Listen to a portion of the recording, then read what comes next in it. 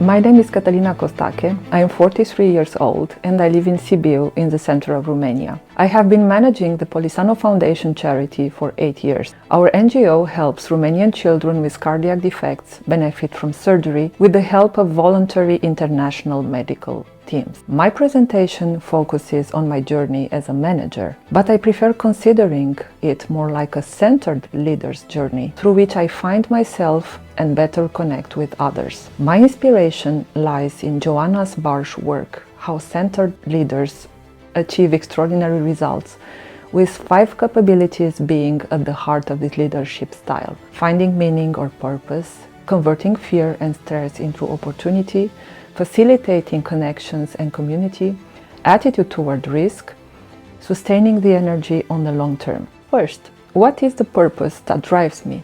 Sure, in an NGO that by its nature aims at a social cause, it's easy to find meaning, but it wasn't always like that.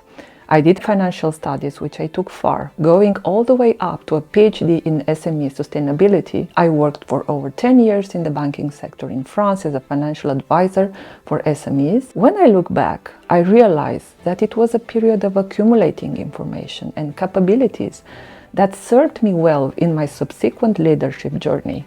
I had the opportunity to lead small teams and especially to find my meaning, to see the relationship with my enterprise clients as a win-win relationship in which I could bring them added value, but also contribute to the interests of the bank, generating profit with minimum risk.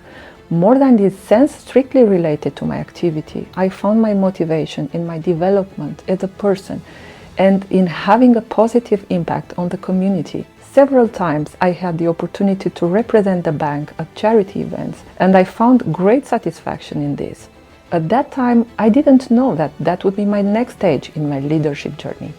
For family reasons, I made the decision to move back to Romania, my home country, 9 years ago. It was a difficult decision because giving up after investing time and energy in an identity as a person and leader involves irrecoverable costs and somehow a loss of identity. But when I joined this NGO, it was very easy to see the meaning of my work, namely to offer a chance at life to vulnerable children with sick hearts. And today, 8 years after I joined the organization, this noble goal motivates me deeply and makes me mobilize those around me to contribute. Second, fear and stress are normal in an environment with a high degree of unknown, VUCA, volatility, uncertainty, complexity, ambiguity. But I strongly believe that through difficulties and even failure, we learn rapidly and even discover new opportunities. If in the corporate environment I experienced them all, but with a relatively low intensity and especially with less accountability, the management of an NGO allowed me to go through all this situation intensely from the beginning. As a leader,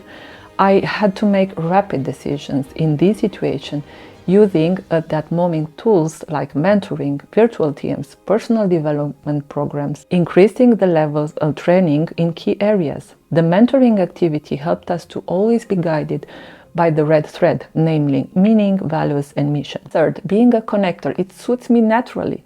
I felt this both when I was working in banking sector and in NGO. For several years, I have been active in enterprise networking organizations, and for 1 year, I have been playing a leadership role in one of the organizations. I accepted this challenge precisely to learn and improve myself as a team leader. If in a classic enterprise you have other levers for motivating employees, in an NGO or in a business organization, the leader's charisma can make the difference when there are no hierarchical relations or remunerations. Of all the facets of leadership, I find this one the most complicated, inspiring the team, volunteers, or other business leaders when you don't have monetary tools at hand. In this sense, my journey as a leader is not over yet and I still have to learn. Inspiration is a two-sense process, and discovering what motivates our volunteers often brings tears to my eyes and energizes me. Hi, my name is Mona Mihaela Turcitu. I'm 44 years old from Sibiu, Romania. Catalina gave me this opportunity to become a volunteer for Fundația Polisano in 2017 as I had moved back from the UK to Romania, and helping with welcoming the British team of doctors from the UK and liaising with the hospital for the paperwork and talking with the parents of the children gave me a purpose, and I really felt like I was part of something bigger. Thank you so much, Catalina, for this. 4. Risk behavior is my response to fears and the stress of the unknown. I have learned all these years that there is no perfect decision and no perfect leader, but there are solutions like taking a step back to see better, asking for help, clearly identifying problems, and especially talking to teams. It's still a difficult exercise to talk openly about risk and worst-case scenarios because it makes me feel vulnerable, but now I'm doing it consciously.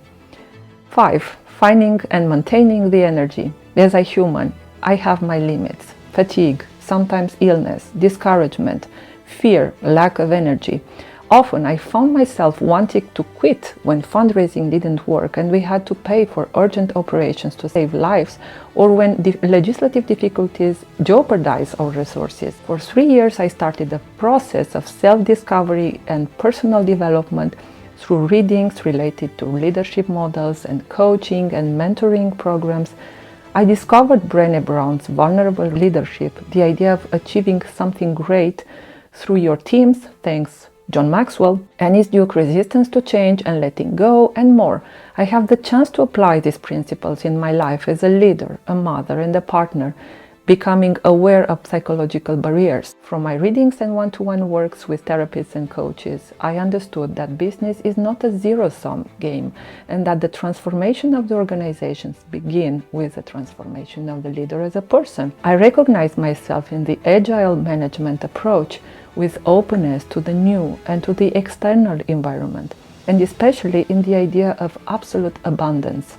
If I, as an organization, develop, it is not necessarily at the expense of another, because the possibilities are endless. And once I overcome my personal obstacles as a leader, envy, selfishness, competitive spirit, I see that cooperation with other organizations can take us to an extraordinary level. I'm still in the early part of this journey as a leader, but every day I feel I have countless opportunities to improve.